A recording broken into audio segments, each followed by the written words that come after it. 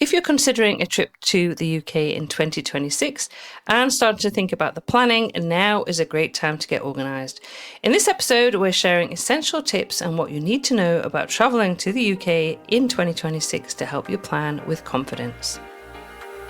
Welcome to the UK Travel Planning Podcast. Your host is the founder of the UK Travel Planning website, Tracy Collins. Each week, Tracy shares destination guides, travel tips and itinerary ideas, as well as interviews with a variety of guests who share their knowledge and experience of UK travel to help you plan your perfect UK vacation. Join us as we explore the UK from cosmopolitan cities to quaint villages, from historic castles to beautiful islands, and from the picturesque countryside to seaside towns. Before we get started, we'd like to thank our sponsor, Walks and Devour Tours. If you're planning a trip to London, you'll already know the challenge. There's a lot you want to do and only a limited amount of time to fit it all in. That's where the right tour makes all the difference, because you want experiences that are the best use of your time with more access, less waiting and a deeper sense of the city. That's why we recommend Walks and Devour Tours. They offer walking tours and food tours designed to make your time count, often with early or after hours entry. You'll also be with exceptional local guides who add the stories and context, so you leave with a richer understanding of what you're seeing and a trip that feels genuinely memorable. If you're visiting London as a couple, with family, or you simply prefer a more intimate experience, Walks and Devour Tours also offer private tour options. To learn more, you'll find the link in the show notes. Now let's get into this week's episode. If you're planning a trip to the UK in 2026 and feeling a bit overwhelmed, you're not alone. We hear this all the time.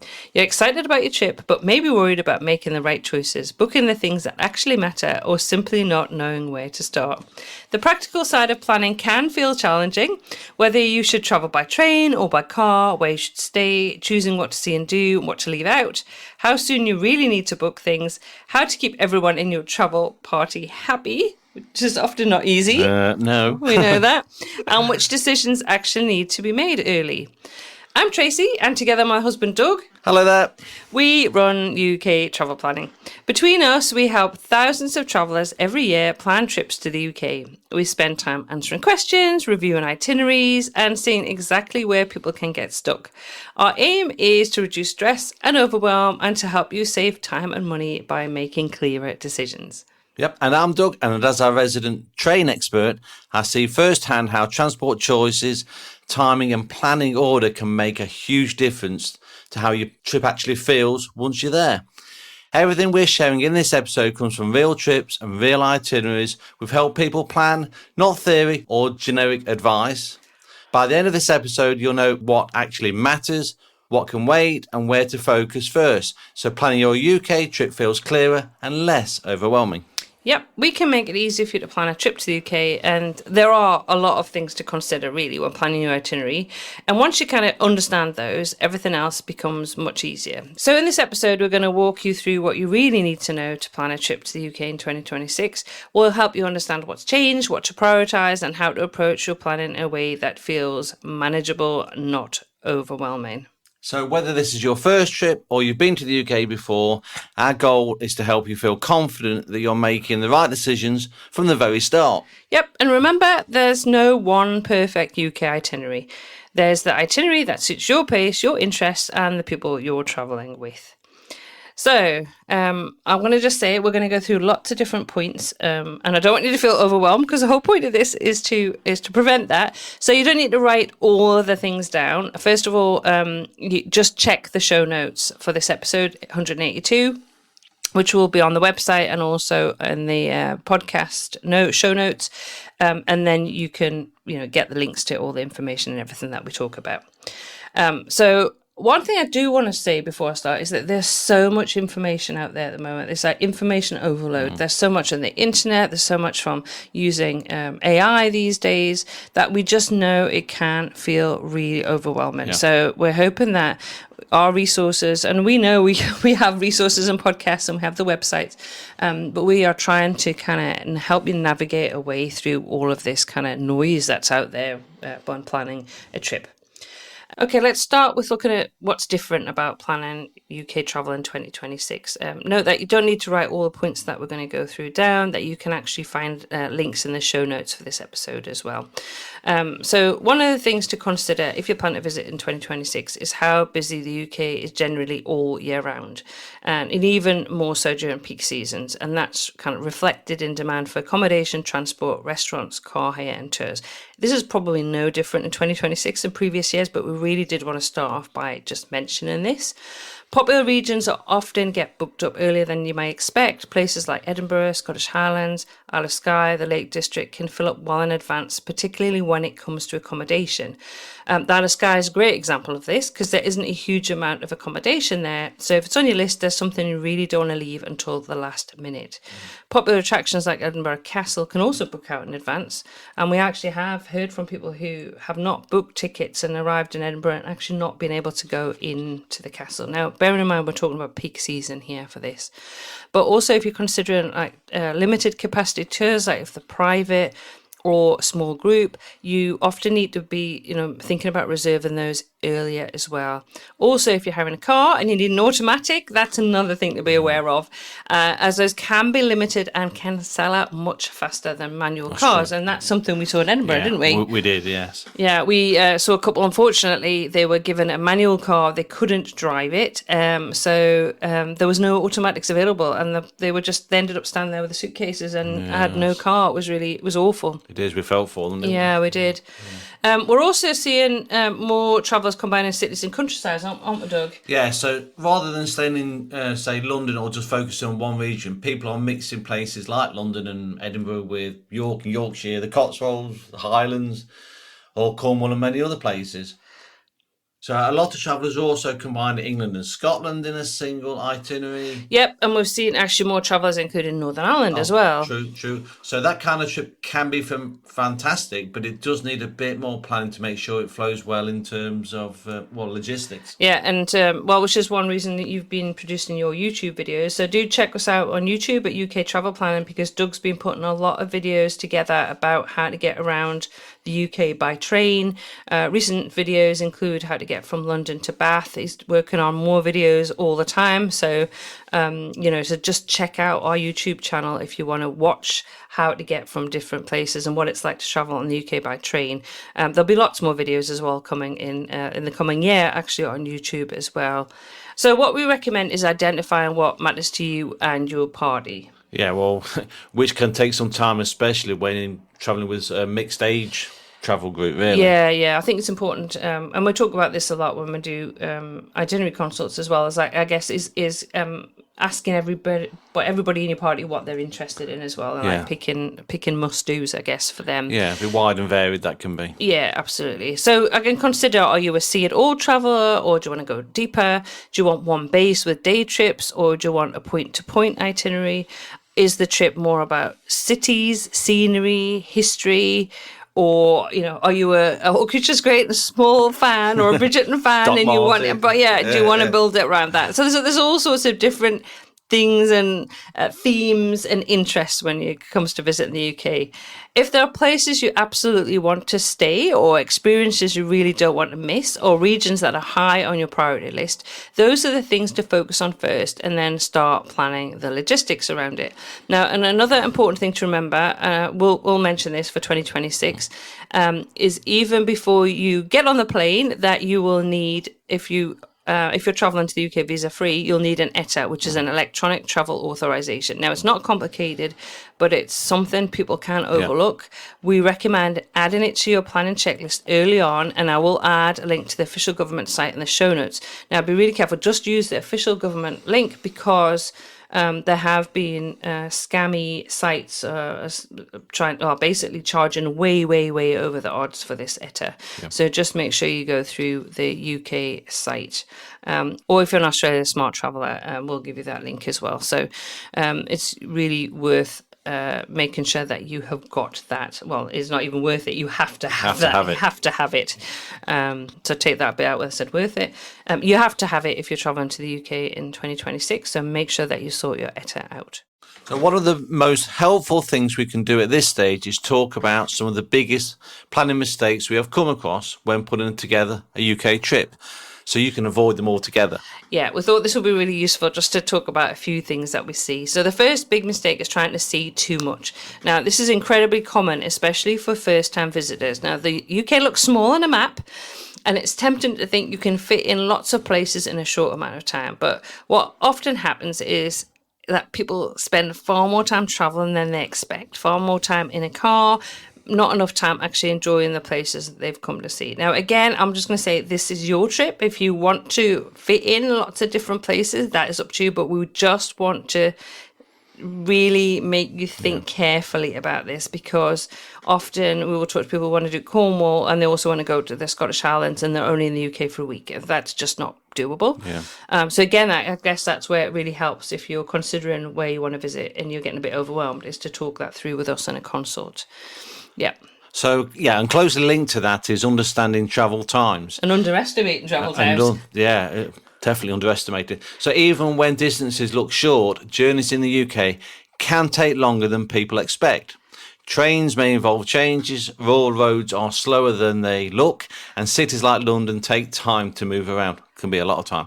This can turn what looks like a relaxed plan to something that feels rushed very quickly. Yeah. Another mistake we see a lot is an assumption that because the UK is smaller than many countries, it's easier to get around in the same way everywhere. In reality, honestly, travelling around London is very different from travelling in the Highlands or the Cotswolds. The pace, transport options and distances all change depending on where you are. And planning without accounting for that can lead to frustration and delays and disruption to travel plans. So a related issue is treating the UK as one destination rather than a collection of very different regions. England, Scotland, Wales and Northern Ireland all feel quite distinct. Even within England, you will find a lot of variety between areas. So planning a trip without thinking about these differences can lead to unrealistic expectations and itineraries that don't quite work, such as Cornwall takes longer to get to and around than many people expect. So planning a one-day visit is not logistically possible from London, for example, unless you want to spend the entire day on the train there and back. Which I have to say, you have done. Well, that's me. I'll spend all day, every day sitting on a train. Yeah, to be fair, you did do that for research purposes. You took the overnight sleeper, didn't you? I did. It was fantastic. That's cool. Yes, you did. And then you came back the next day. So I did.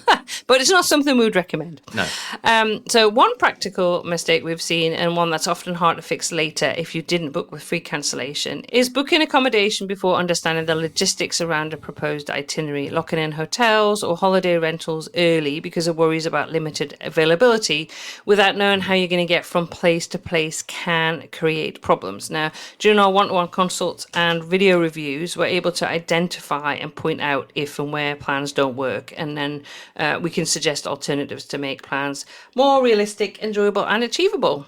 Yeah, I also want to jump in quickly if I can, to clarify one point about trains that I hear all too often.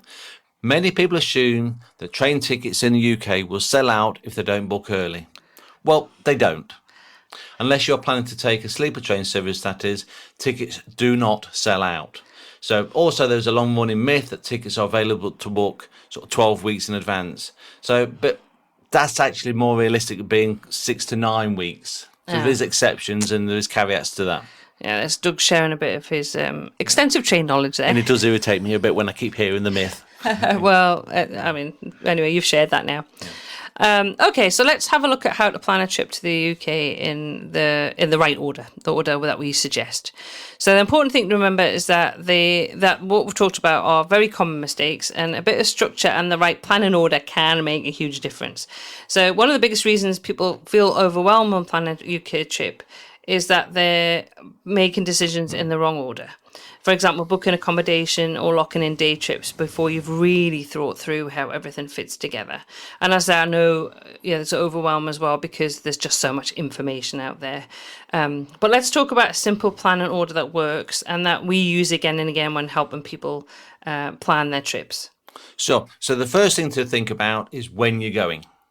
The time of year affects almost everything else, from weather and daylight hours to crowds, prices, and availability. Traveling in summer, shoulder season, or winter can lead to very different experiences, and knowing when you're going also helps set realistic expectations from the start. So then it's also worth considering setting a rough budget early on, because it will influence how many places you can comfortably include and where you can choose to stay. Absolutely, because places like London and Edinburgh, for example, are extremely expensive for accommodation. So if you set your budget, then you may be able to work out how many days you can spend in London. If you want to add Edinburgh in, how many days in Edinburgh, or look at accommodation options. That may make your trip a little bit more affordable. London is incredibly expensive, I will say that, and that's a lot of feedback we're having during recent consultations about just how pricey London accommodation is. So I would imagine for most people, London features quite heavily in their itinerary. So perhaps look at your London part first of all and accommodation, because that is going to be expensive when you're working out your budget. Next, think about where you're going. Now, this might sound obvious, but it's more about just listing places you want to visit. It's also about deciding how many locations actually make sense for the amount of time you have and how those places fit together geographically. Now, once you've picked your places, plot them on a map. It might sound basic, but it instantly will show you what groups together and what doesn't. Fewer places done well nearly always lead to a better experience than trying to squeeze in too much and trying to go from one end of the country to the other. Really, you need to kind of consider the logistics once you have the idea of places that you want to go to. So once you know when and where, the next step is how you're going to get around. Yeah, and also that's a point where I guess mobility and comfort comes into play, as it can affect how you get around and where it makes sense to stay as well. Yeah, you've got to consider everybody in the travel group. Yeah. So this is a really important decision because it affects the pace of your trip, how much time you spend traveling, and how flexible your days are. Whether you're traveling by train, car, or a combination of both will shape your itinerary more than most people realise.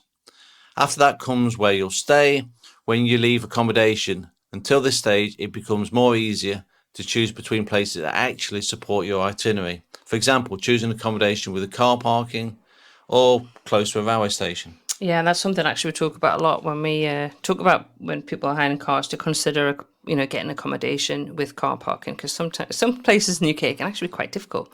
Yeah. Finally, you need to look at what needs booking in advance. This is where you can prioritise the things that really matter to you. So it might be a specific hotel, a particular tour, a popular attraction or event, or a limited availability experience. Not everything needs to be booked early, but the things that are most important to your trip usually do, and I would book them. For example, I'll be in the UK in April, May, and probably June.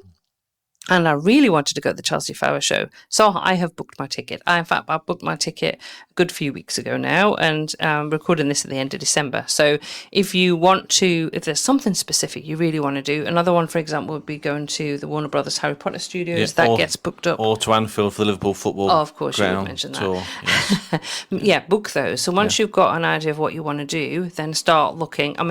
Get your itinerary together, but think about those experiences that you want to do. And then, those I would be getting booked in and working the rest of your itinerary around that.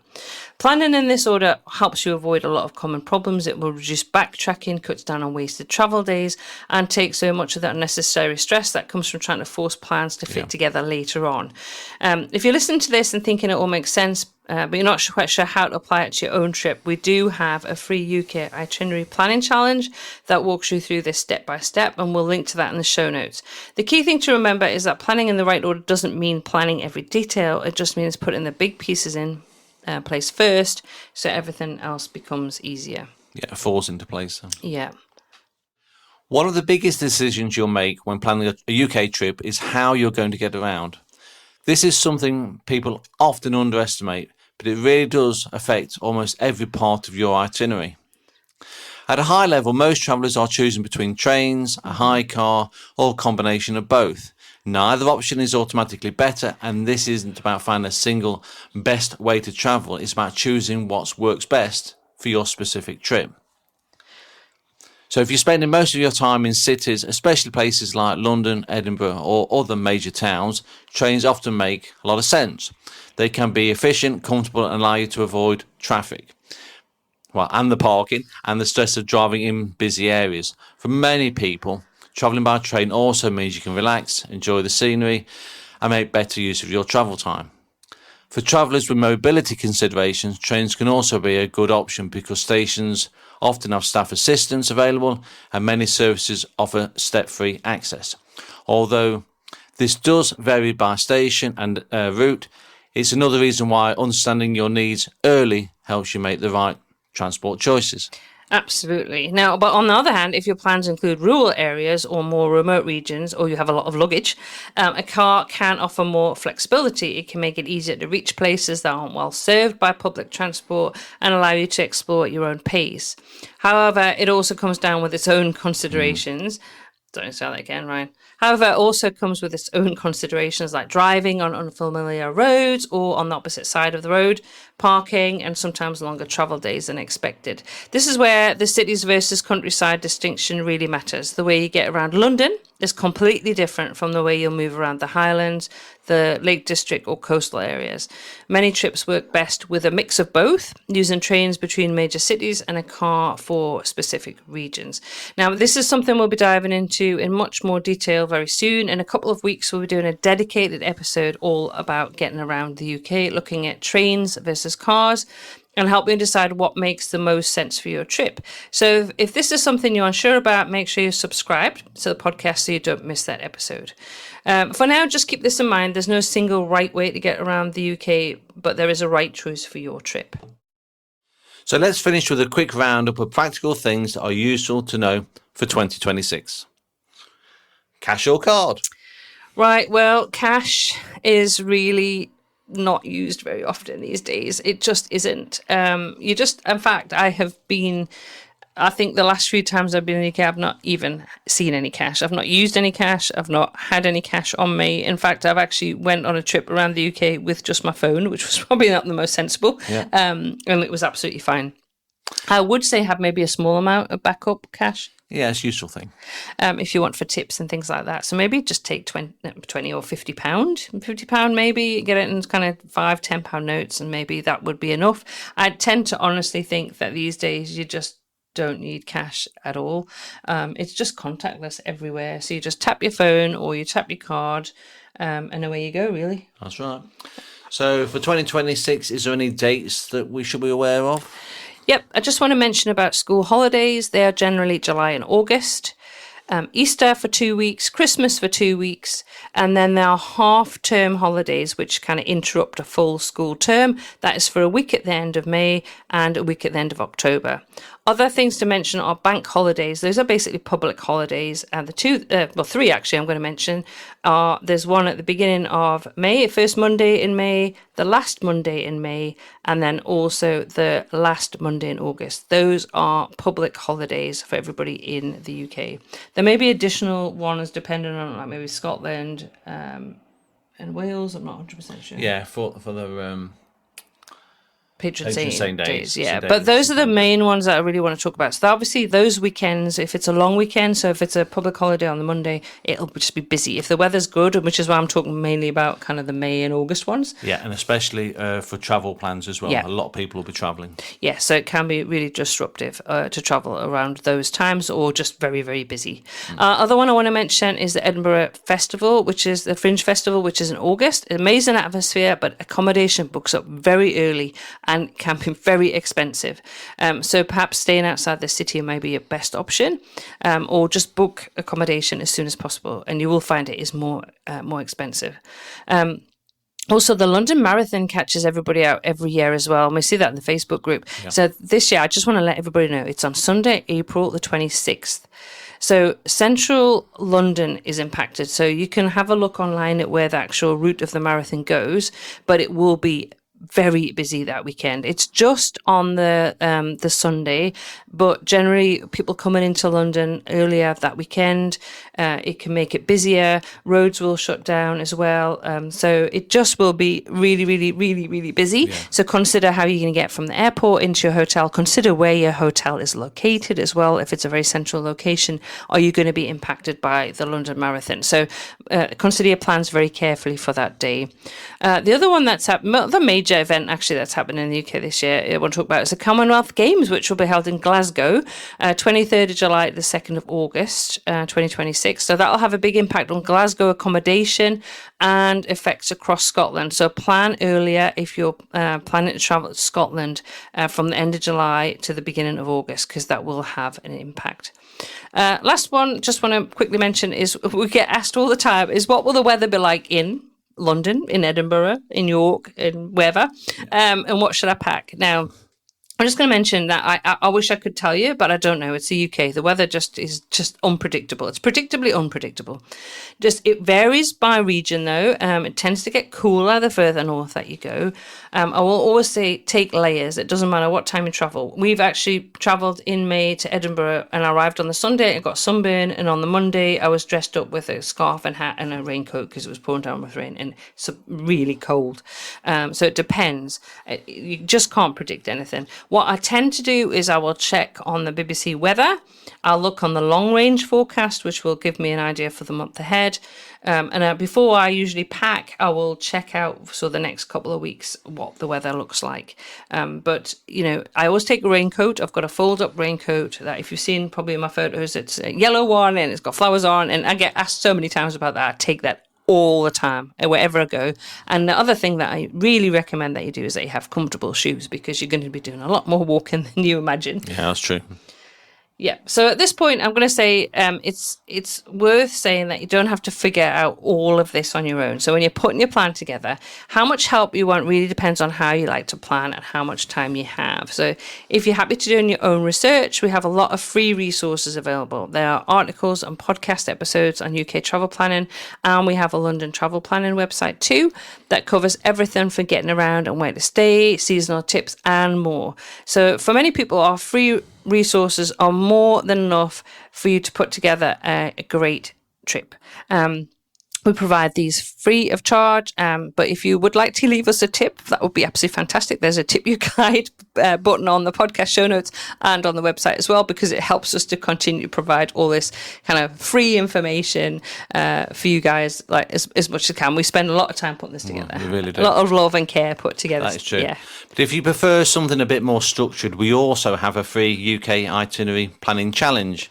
It walks you through the planning process step by step and helps you apply everything we've been talking about to your own trip.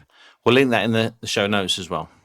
So also, for people who like having everything in one place, we also offer a selection of helpful resources, including itinerary planners, planning maps, and our best-selling guide to UK train travel. Is that the one you wrote? It might well be. Yes, it's very good, even though I say so myself.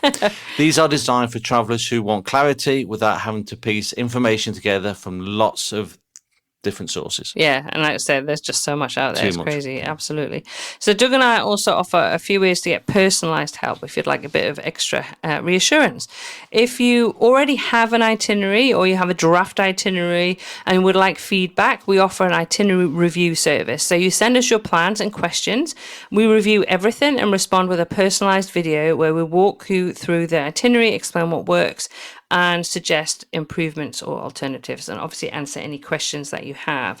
If you prefer more interactive help, we also offer a one-to-one itinerary consultation. Now, that's an hour-long session where we help you shape or refine your itinerary, talk through options, answer your questions in real time. Now, some people come with a draft itinerary, others come with ideas that need pulling together, which is absolutely fine. We would say, though, to consider how long your trip is, because obviously for an hour, it's going to be very difficult if your trip is 6 weeks to do it in an hour. But we recommend start with the hour, and then if necessary, you can book additional time with us if necessary. So both of those options are designed to help you feel confident that your plans make sense and that you're making the most of your time in the UK. And for 2026, we're also excited to offer a new personalised itinerary planning service. This is a more hands-on option where we'll help design your trip from the ground up based on your interest, timing and priorities. Now, because every trip is different, this is something you can contact us about for a quote.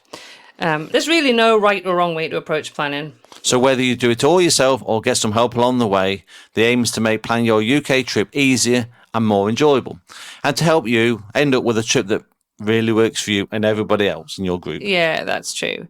So before we wrap up, we want to quickly mention what's coming next. Next week, we're focusing entirely on planning a trip to London in 2026.